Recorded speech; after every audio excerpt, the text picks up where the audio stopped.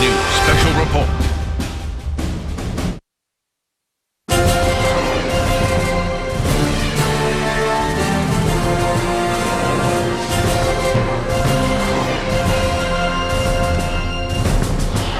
Hello from New York, I'm Bill Hemmer. Show you a live look now at the White House, where, as is tradition every year, the President of the United States is about to hold his end-of-the-year news conference. Many topics to discuss today, including the economy and gas prices, our relationship with Russia, Cuba, and the movement this past week there, and also the Middle East.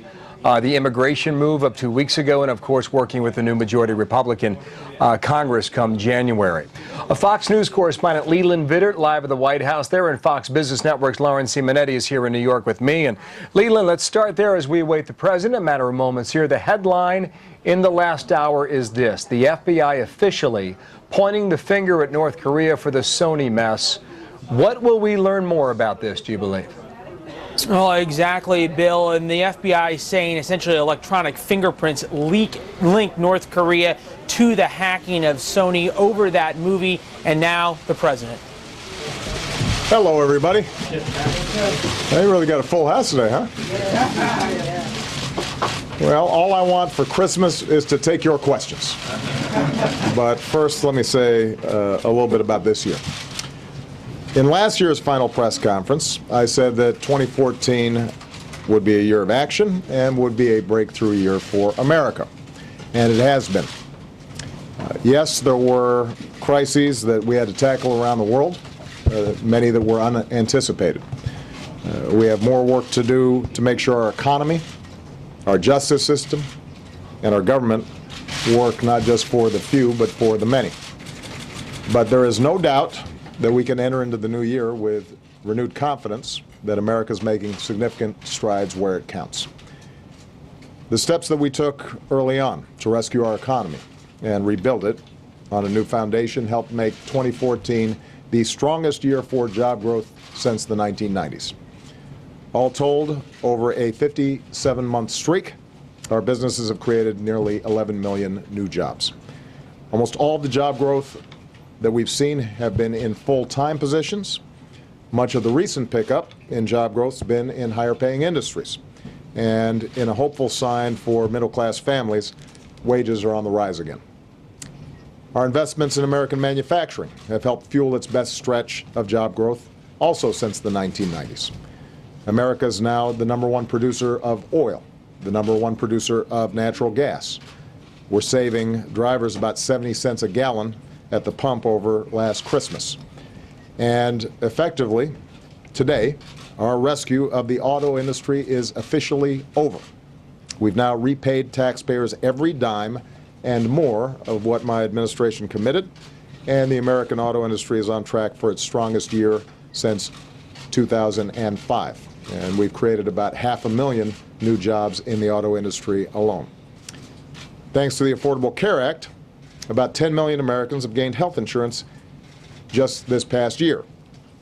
Enrollment is beginning to pick up again during the open enrollment period. The uninsured rate is at a near record low.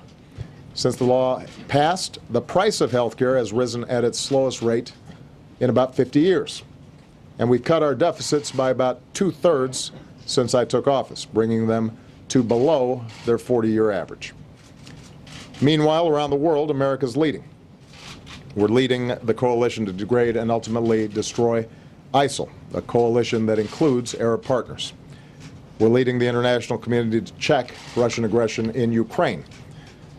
We are leading the global fight to combat Ebola in West Africa. And we are preventing an outbreak from taking place here at home. We're leading efforts to address climate change, including last month's joint announcement with China that's already jump-starting new progress in other countries. We're writing a new chapter in our leadership here in the Americas by turning a new page on our relationship with the Cuban people. And in less than 2 weeks, after more than 13 years, our combat mission in Afghanistan will be over. Today, more of our troops are home for the holidays than any time in over a decade. Still, many of our men and women in uniform will spend Christmas in harm's way, and they should know that the country is united in support of you, and grateful not only to you, but also to your families. The 6 years since the crisis have demanded hard work and sacrifice on everybody's part. But as a country, we have every right to be proud of what we've accomplished. More jobs, more people insured, a growing economy, shrinking deficits, bustling industry, booming energy. Pick any metric that you want, America's resurgence is real. We are better off. Now, I've always said that recovering from the crisis of 2008 was our first order of business. And on that business, America's outperformed all of our other competitors. Over the past 4 years, we've put more people back to work than all other advanced economies combined. We've now come to a point where we have the chance to reverse an even deeper problem, the decades-long erosion of middle-class jobs and incomes, and to make sure that the middle class is the engine that powers our prosperity for decades to come. But to do that, we're going to have to make some smart choices. We've got to make the right choices. We're going to have to invest in the things that secure even faster growth in higher-paying jobs for more Americans. And I'm being absolutely sincere when I say I want to work with this new Congress to get things done, to make those investments, to make sure the government's working better and smarter. We're going to disagree on some things, but there are going to be areas of agreement, and we've got to be able to make that happen, and that's going to involve compromise every once in a while, and we saw during this lame duck period that perhaps that spirit of compromise may be coming to the fore. In terms of my own job, I'm energized, I'm excited about the prospects for the next couple of years, and I'm certainly not going to be stopping for a minute in the effort to make life better for ordinary Americans. Because thanks to their efforts, we really do have a new foundation that's been laid. We are better positioned than we have been in a very long time. A new future is ready to be written. We've set the stage for this American moment, and I'm going to spend every minute of my last 2 years making sure that we seize it. My presidency is entering the fourth quarter. Interesting stuff happens in the fourth quarter, and I'm looking forward to it. But you know, going into the fourth quarter, you usually get a timeout. I'm now looking forward to a quiet timeout, Christmas with my family. So I want to wish everybody a Merry Christmas, a Happy Hanukkah, a Happy New Year. I hope that all of you get some time to spend with your families as well, because one thing that we share is that we're away too much from them. And now, Josh has given me the who's been naughty and who's been nice list, and I'm going to use it to take some questions. And we're going to start with Carrie Buda, Brown, Politico. There you go, Carrie. Thank you, Mr. President. Start in North Korea, because that seems to be the biggest topic today. What does a proportional response look like to the Sony hack? And did Sony make the right decision in pulling the movie, or does that set a dangerous precedent when faced with this kind of situation? Well, let me address the second question first. Sony's a corporation. It suffered significant damage. There were threats against its employees. I am sympathetic to the concerns that they faced. Having said all that, yes, I think they made a mistake.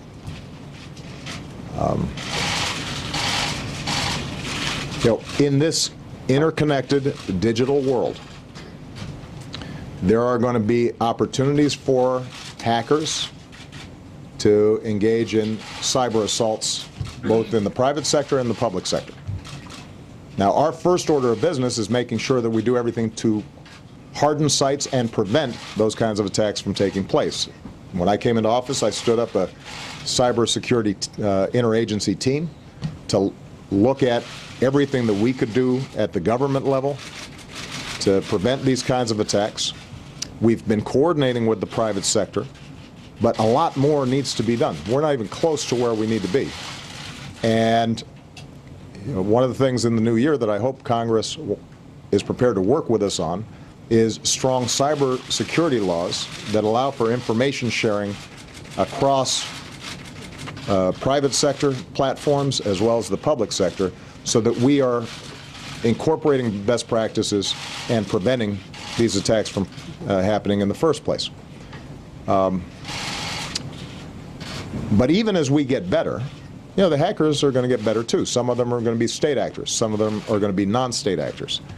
All of them are going to be sophisticated, and many of them can do some damage. We cannot have a society in which some dictator someplace can start imposing censorship here in the United States. Because if somebody is able to intimidate folks out of releasing a satirical movie, imagine what they start doing when they see a documentary that they don't like, or news reports that they don't like.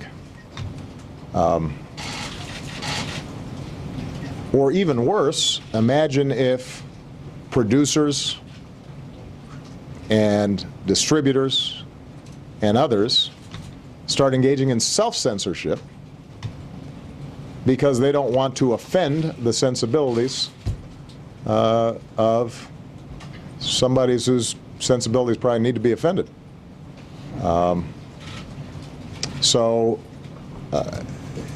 That's not who we are. That's not what America's about. Again, I'm sympathetic that Sony, as a private company, was worried about liabilities and this and that and the other. I wish they'd spoken to me first. I would have told them, do not get into a pattern in which you're intimidated by these kinds of criminal attacks. Imagine if, instead of it being a cyber threat, somebody had broken into their offices and destroyed a bunch of computers and stolen disks. And is that what it takes for suddenly you to pull the plug on something? We'll engage with not just the film industry, but the news industry and the private sector around these issues. We already have. We will continue to do so. But I think all of us have to anticipate occasionally there are going to be breaches like this. They're going to be costly. They're going to be serious. We take them with the utmost seriousness. But we can't start changing our patterns of behavior any more than we stop going to a football game because there might be the possibility of a terrorist attack. Any more than Boston didn't run its marathon this year because of the possibility that somebody might try to cause harm. Let's not get into that way of doing business. Can you just say what the response would be to this attack, and then also would you consider taking some sort of symbolic step like watching the movie yourself or doing some sort of screening here? I've got a long list of movies I'm going to be watching. Will this be one? I never release my full movie list. But let's talk of the specifics of what we now know. The FBI announced today that, and we can confirm that North Korea engaged in this attack. I think it says something interesting about North Korea that they decided to have the state mount an all-out assault on a movie studio because of a satirical movie starring Seth Rogen and James Flacco. I love Seth, and I love James. But the notion that that was a threat to them, I think, gives you some sense of the kind of regime we're talking about here. They caused a lot of damage, and we will respond. We will respond proportionally, and we'll respond in a place and time and manner that we choose. It's not something that I will announce here today at a press conference. More broadly, though, this points to the need for us to work with the international community to start setting up some very clear rules of the road in terms of how the internet and cyber operates. Right now, it's sort of the Wild West.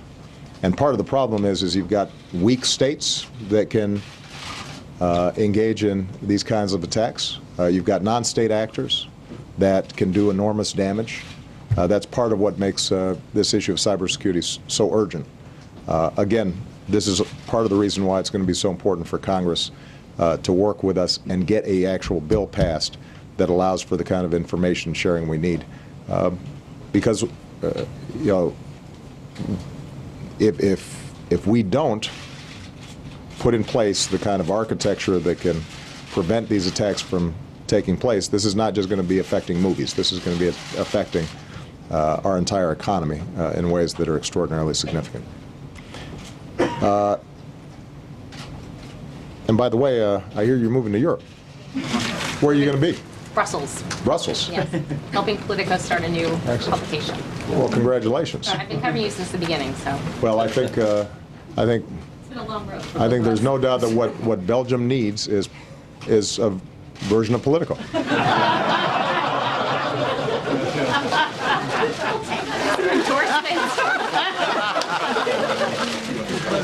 The waffles are delicious there, by the way. The Cheryl Bowen, you've been naughty. Cheryl, go ahead. Go ahead. Thank you, Mr. President. Looking ahead to your work with Congress next year, you've mentioned as an area of possible compromise tax reform. And so I am wondering, do you see a Republican Congress as presenting a better opportunity for actually getting tax reform next year? Will you be putting out a new proposal?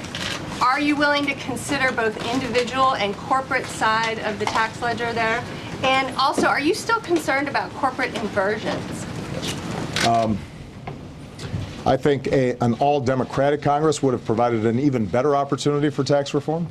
But I think talking to Speaker Boehner and Leader McConnell, that they are serious about wanting to get some things done. The tax area is one area where we can get things done. And I think in the coming weeks leading up to the State of the Union, there will be some conversations at the staff levels about what principles each side are looking at. I can tell you broadly what I'd like to see. I'd like to see more simplicity in the system. I'd like to see more fairness in the system.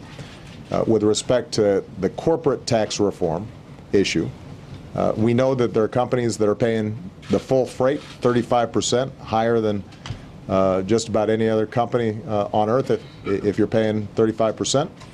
And then there are other companies that are paying zero because they've got better accountants or lawyers. That's not fair. There are companies that are parking money outside the country because of tax avoidance. We think that it's important that everybody pays something if, in fact, they are effectively headquartered in the United States. In terms of corporate inversion, those are situations where companies really are headquartered here, but on paper switch their headquarters to see if they can avoid paying their fair share of taxes. I think that needs to be fixed. So fairness, everybody paying their fair share, everybody taking responsibility, I think is going to be very important. Some of those principles, I've heard Republicans say they share.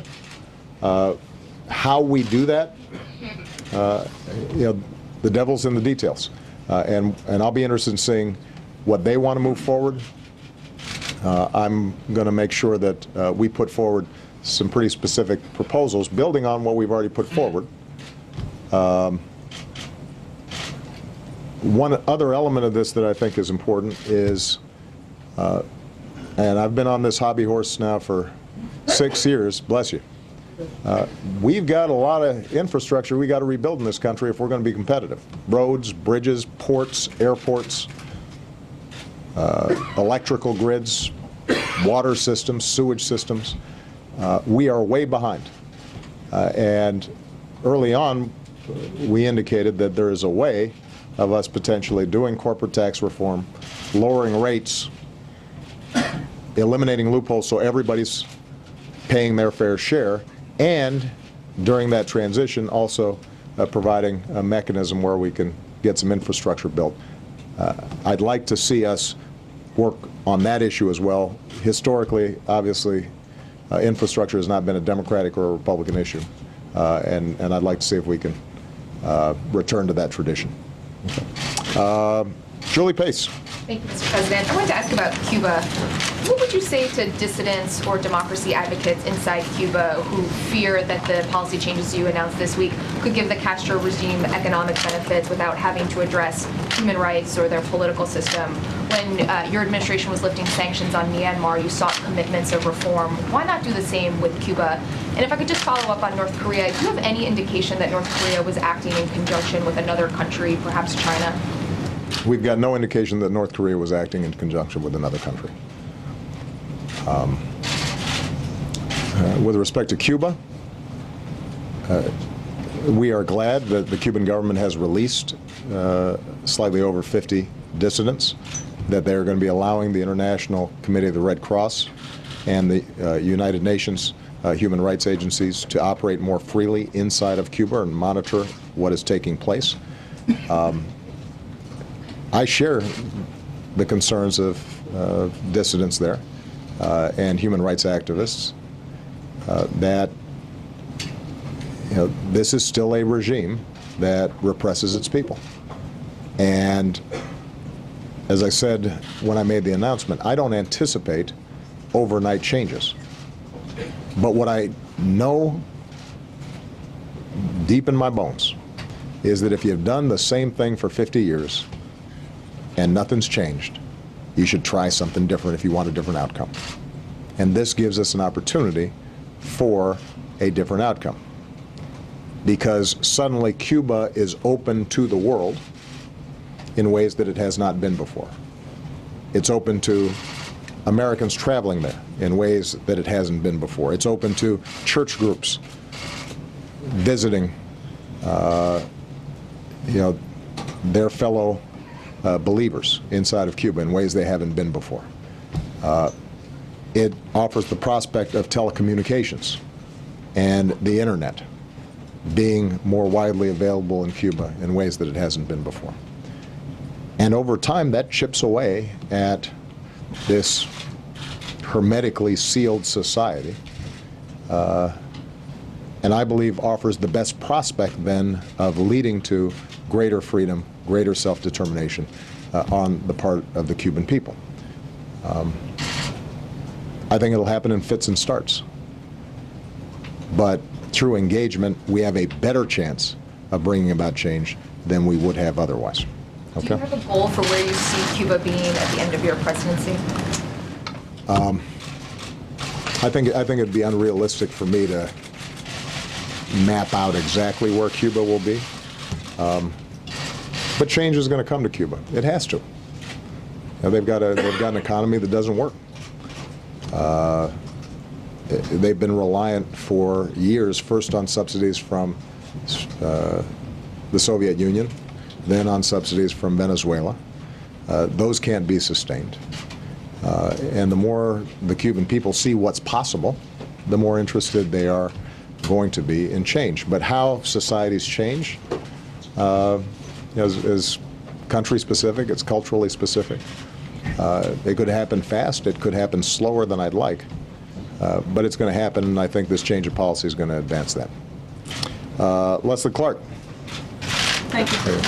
I had a number of questions on Cuba as well. Okay. Appreciate that. I wanted to Do I have to write all these down? How many?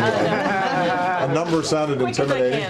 Quick as I can. Okay. I wanted to see if you got any assurances from the Cuban government that it would not revert to the same sort of sabotage the deal as it has in the past when past presidents have made similar overtures to the government. Meaning, be specific, what do you mean?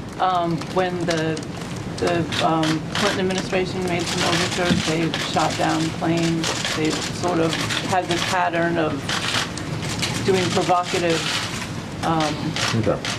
So just Provocative general provocative activity. provocative activities anytime the U.S. has sort of reached out a hand to them. Okay. I wanted to see what is your knowledge of whether Fidel Castro, did he have any role in the talks? Did you talk, when you talked to President Castro, Raul Castro, did Fidel Castro's name come up, or did you ask about him? How's he doing? People haven't seen him in a while.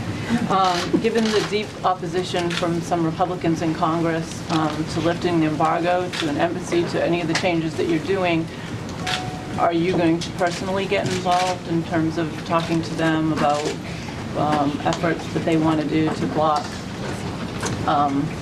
money on a new embassy? All right, Leslie, I think I'm going to cut you off here. This is taking up a lot of time. Okay, all right. All right. Now- So, with respect to sabotage, I mean, my understanding of the history, for example, the plane being shot down, it's not clear that that was the Cuban government purposely trying to undermine overtures by the Clinton administration. It was a tragic circumstance that ended up collapsing talks that had begun to take place. I haven't seen a historical record that suggests that they shot the plane down specifically in order to undermine overtures by the Clinton government. I think it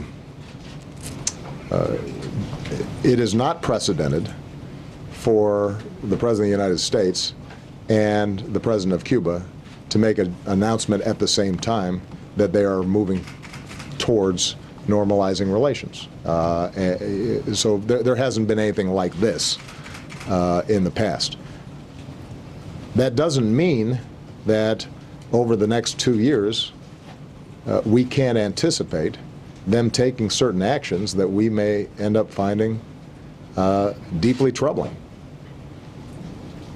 either inside of Cuba or with respect to their foreign policy. And that could put significant strains on the relationship. But that's true of a lot of countries out there where we have an embassy.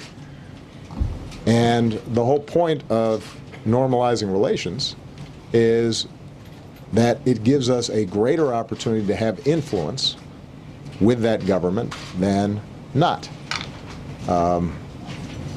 So I would be surprised if the Cuban government purposely tries to undermine what is now effectively its own policy.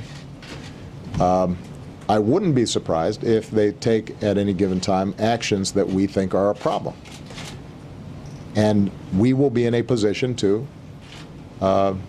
respond to whatever actions they take, the same way we do with a whole range of countries around the world when they do things we think are wrong.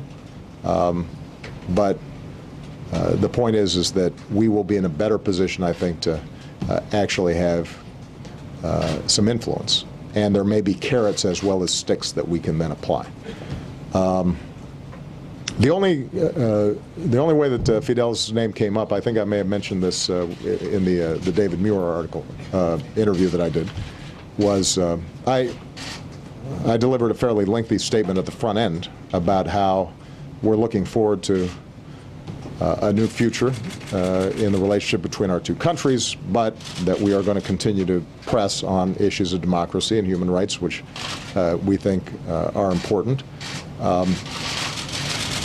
You know, my opening remarks probably took about 15 minutes, which on the phone is a pretty long time. And at the end of that, he said, Mr. President, you're still a young man. Perhaps you have the At the end of my remarks, I apologized for taking, such a long time, but I wanted to make sure that before we engage in the conversation, that he was very clear about where I stood. He said, "Oh, don't worry about it, Mr. President. You're still a young man, and you have still the chance to break Fidel's record. He once spoke 7 hours straight." And then President Castro proceeded to deliver his own preliminary remarks that lasted at least twice as long as mine. And then I was able to say, obviously, it runs in the family. But that was the only discussion of Fidel Castro that we had. I sort of forgot all the other questions. I have a few more. How personally involved are you going to get in Well, with respect to Congress, we cannot unilaterally bring down the embargo. That's codified in the Libertad Act. And what I do think is going to happen, though, is there's going to be a process where Congress digests it. There are bipartisan supporters of our new approach. There are bipartisan detractors of this new approach. People will see how the actions we take unfold. And I think there's going to be a healthy debate inside of Congress. And I will certainly weigh in. I think that ultimately we need to go ahead and pull down the embargo, which I think has been self-defeating in advancing the aims that we're interested in. But I don't anticipate that happens right away. I think people are going to want to see how does this move forward before there's any serious debate about whether or not we would make major shifts in the embargo. All right, Roberta Rampton. There you go. I wanted to follow on that by asking, under what conditions would you meet with President Castro in Havana? Would you have certain preconditions that you would want to see met before doing that? And on the hack, I know that you said that you're not going to announce your response, but can you say whether you're considering additional economic or financial sanctions on North Korea? Can you rule out the use of military force or some kind of cyber hit of your own? I think I'm going to leave it where I left it, which is we just confirmed that it was North Korea. We have been working up a range of options. They will be presented to me. I will make a decision on those based on what I believe is proportional and appropriate to the nature of this crime. With respect to Cuba, we're not at a stage here where me visiting Cuba or President Castro coming to the United States is in the cards.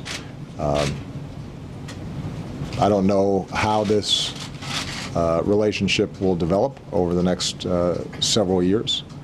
I'm a fairly young man, so I imagine that at some point in my life I will have the opportunity to visit Cuba and enjoy interacting with the Cuban people. But there's nothing specific where we're trying to target some sort of visit on my part. Colleen McCain-Nelson. Thank you, Mr. President. There you are. You spoke earlier about 2014 being a breakthrough year, and you ended the year with executive actions on Cuba and immigration and climate change. But you didn't make much progress this year on your legislative agenda, and some Republican lawmakers have said they're less inclined to work with you if you pursue executive actions so aggressively. Are you going to continue to pursue executive actions if that creates more roadblocks for your legislative agenda, or have you concluded that it's not possible to break the fever in Washington and the partisan gridlock here? I think there are real opportunities to get things done in Congress. As I said before, I take Speaker Boehner and Mitch McConnell at their words that they want to get things done. I think the American people would like to see us get some things done.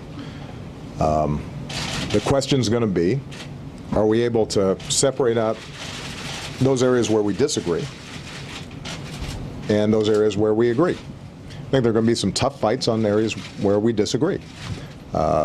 If Republicans seek to take health care away from people who just got it, they will meet stiff resistance from me.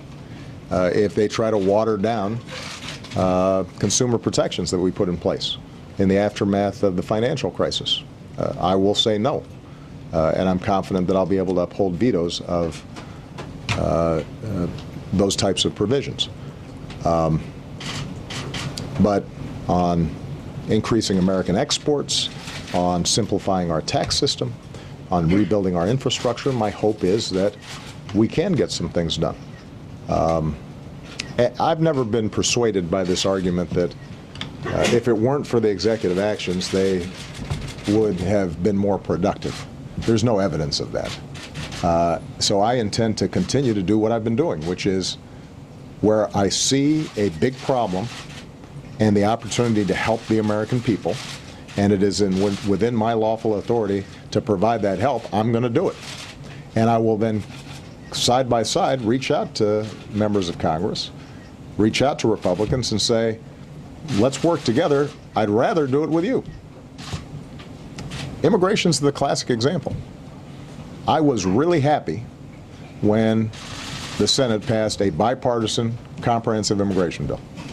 And I did everything I could for a year and a half to provide Republicans the space to act, and showed not only great patience but flexibility, saying to them, look, if there are specific changes you'd like to see, we're willing to compromise, we're willing to be patient, we're willing to work with you.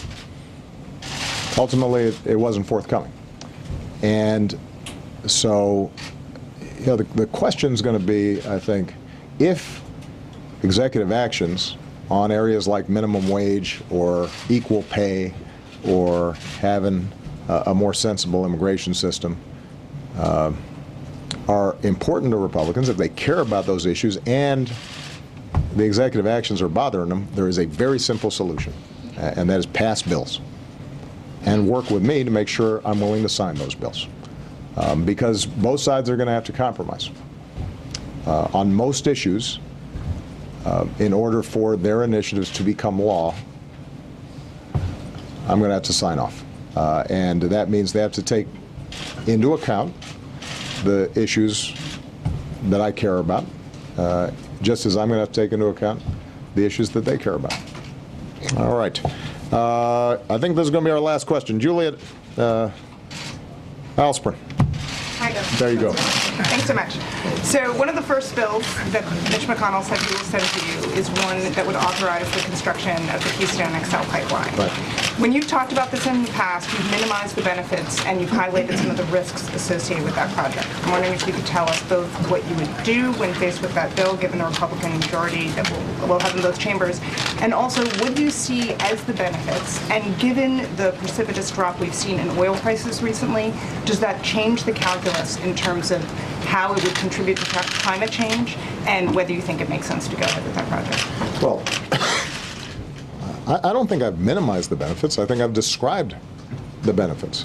If at issue in Keystone is not American oil, it is Canadian oil that is drawn out of tar sands in Canada. That oil currently is being shipped out through rail or trucks, and it would save Canadian oil companies and the Canadian oil industry an enormous amount of money if they could simply pipe it all the way through the United States down to the Gulf. Once that oil gets to the Gulf, it is then entering into the world market, and it would be sold all around the world. So there's no, I won't say no. There is very little impact, nominal impact, on U.S. gas prices, what the average American consumer cares about, by having this pipeline come through. And sometimes the way this gets sold is, you know, let's get this oil and it's going to come here, and the implication is that that's going to lower gas prices here in the United States. It's not. There's a global oil market. It's very good for Canadian oil companies, and it's good for the Canadian oil industry, but it's not going to be a huge benefit to U.S. consumers. It's not even going to be a nominal benefit to U.S. consumers. Now, the construction of the pipeline itself will create probably a couple thousand jobs. Those are temporary jobs until the construction actually happens. There's probably some additional jobs that can be created in the refining process down in the Gulf. Those aren't, you know, completely insignificant. It's just like any other project. But when you consider what we could be doing if we were rebuilding our roads and bridges around the country, something that Congress could authorize, we could probably create hundreds of thousands of jobs or 1 million jobs. So if that's the argument, there are a lot of more direct ways to create well-paying American construction jobs. And then with respect to the costs, all I've said is that I want to make sure that if, in fact, this project goes forward, that it's not adding to the problem of climate change, which I think is very serious and does impose serious costs on the American people. Some of them long-term, but significant costs nonetheless. If we've got more flooding, more wildfires, more drought, there are direct economic impacts on that. And as we're now rebuilding after Sandy, for example, we're having to consider how do we increase preparedness and how we structure infrastructure and housing and so forth along the Jersey Shore. That's an example of the kind of costs that are imposed, and you can put a dollar figure on it. So in terms of process, you've got a Nebraska judge that's still determining whether or not the new path for this pipeline is appropriate. Once that is resolved, then the State Department will have all the information it needs to make its decision. But I've just tried to give this perspective because I think that there's been this tendency to really hype this thing as some magic formula and to what ails the U.S. economy, and it's hard to see on paper where exactly they're getting that information from. In terms of oil prices and how it impacts the decision, I think that it won't have a significant impact, except perhaps in the minds of folks when gas prices are lower, maybe they're less susceptible to the argument that this is the answer to lowering gas prices. But it was never going to be the answer to lowering gas prices because the oil that would be piped through the Keystone Pipeline would go into the world market, and that's what determines oil prices ultimately. In terms of Congress forcing your hand on this, is this something where you clearly say you're not going to let Congress force your hand on whether to approve or disapprove this permit? I'll see what they do. Yeah, we'll take that up in the new year. All right. Any New Year's resolutions? I'll ask. April, go ahead. April. Go ahead. Thank you, Mr. President. Last question, I guess. Mr. President, 6 years ago this month, I asked you what was the state of Black America in the Oval Office, and you said it was the best of times and the worst of times. You said it was the best of times in the sense that there has never been more opportunity for African Americans who have received a good education, and the worst of times for unemployment and the lack of opportunity. Well, ending 2014, what is the state of Black America as we talk about those issues, as well as race relations in this country? Like the rest of America, Black America in the aggregate is better off now than it was when I came into office. The jobs that have been created, the people who've gotten health insurance, the housing equity that's been recovered, the 401 pensions that have been recovered, a lot of those folks are African American. They're better off than they were. The gap between income and wealth of white and Black America persists, and we've got more work to do on that front. I've been consistent in saying that this is a legacy of a troubled racial past, of Jim Crow and slavery. That's not an excuse for Black folks. And I think the overwhelming majority of Black people understand it's not an excuse. They're working hard. They're out there hustling and trying to get an education, trying to send their kids to college. But they're starting behind oftentimes in the race. And what's true for all Americans is we should be willing to provide people a hand up, not a handout, but help folks get that good early childhood education. Help them graduate from high school. Help them afford college. If they do, they're going to be able to succeed, and that's going to be good for all of us. And we've seen some progress. The education reforms that we've initiated are showing measurable results. We have the highest high school graduation that we've seen in a very long time. We are seeing record numbers of young people attending college. In many states that have initiated reforms, you're seeing progress in math scores and reading scores for African American and Latino students, as well as the broader population. But we've still got more work to go. Now, obviously, how we're thinking about race relations right now has been colored by Ferguson, the Garner case in New York, a growing awareness in the broader population of what I think many communities of color have understood for some time, and that is that there are specific instances, at least, where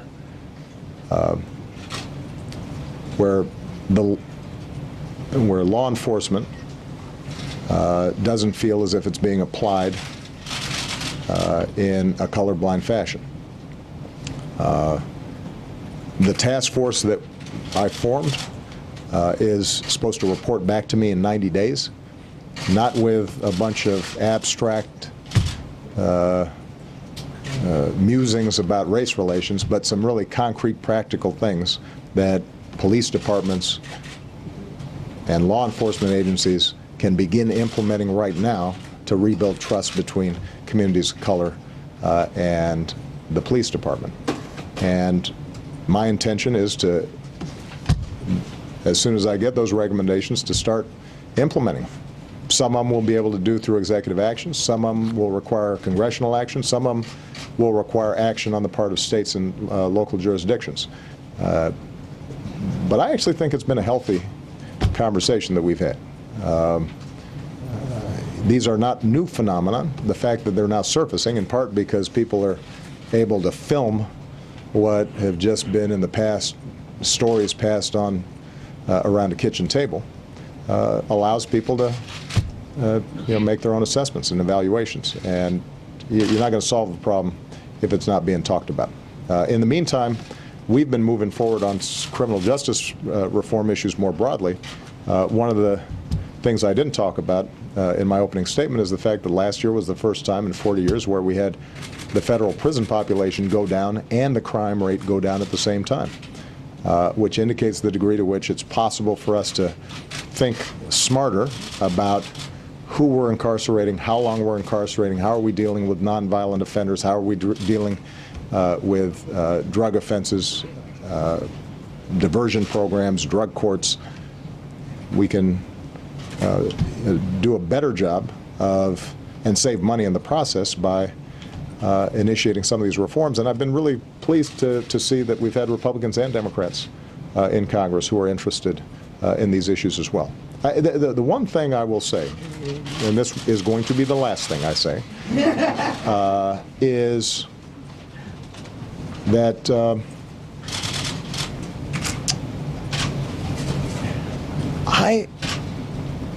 one of the great things about this job is you get to know the American people. I mean, you meet folks from every walk of life and every region of the country and every race and every faith. And what I don't think is always captured in our political debates is the vast majority of people are just trying to do the right thing.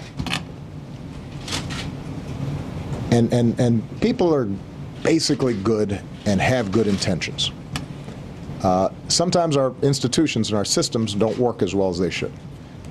Sometimes, you've got a police department that has gotten into bad habits over a period of time and hasn't maybe surfaced some hidden biases that we all carry around. But if you offer practical solutions, I think people want to fix these problems. This isn't a situation where people feel good seeing somebody choked and dying. I think that troubles everybody.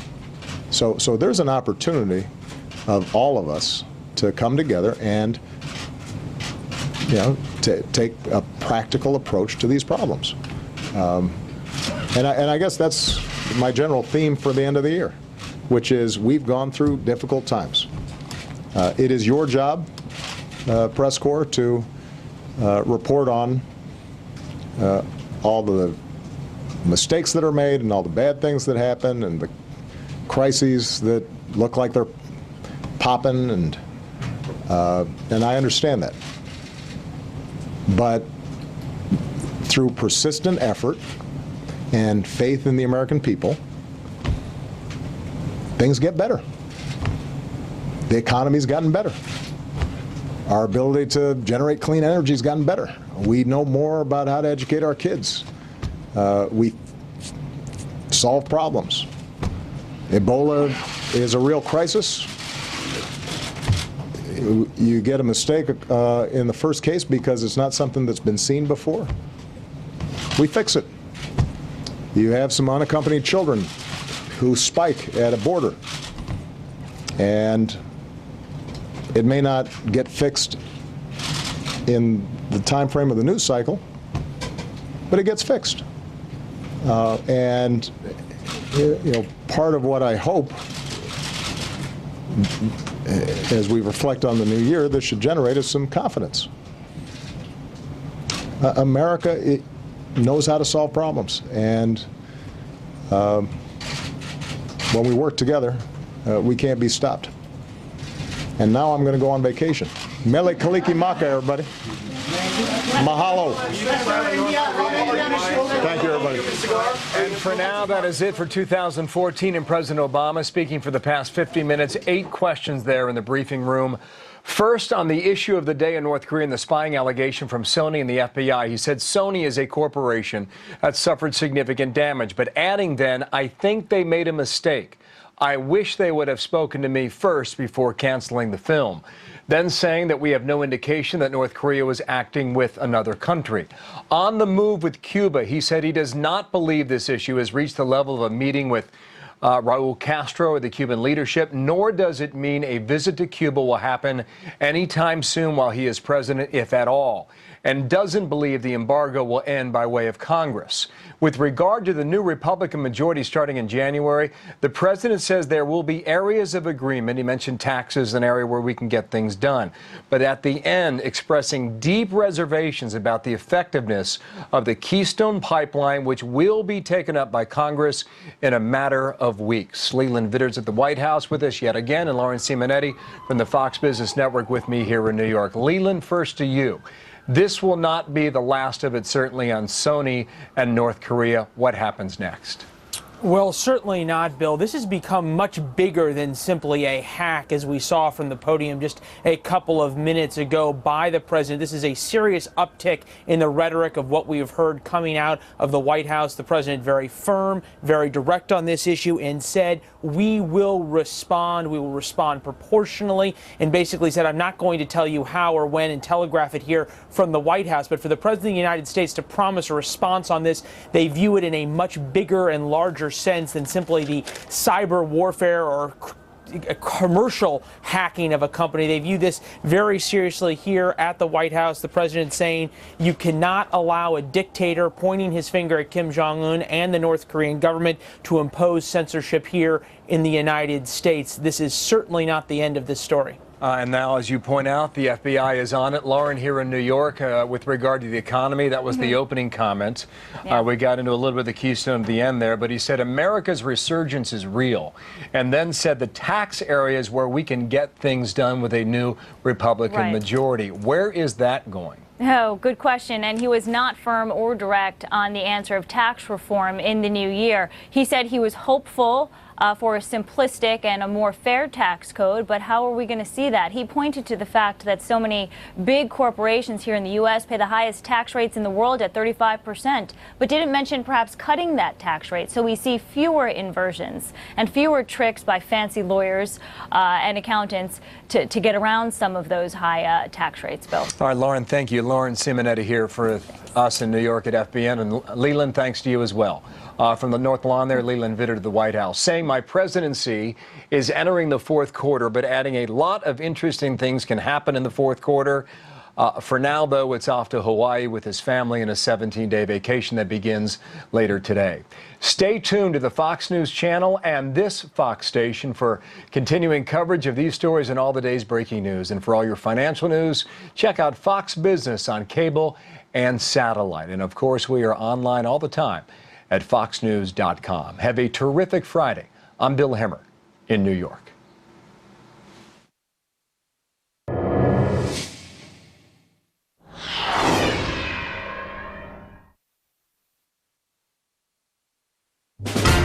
This has been a Fox News Special Report.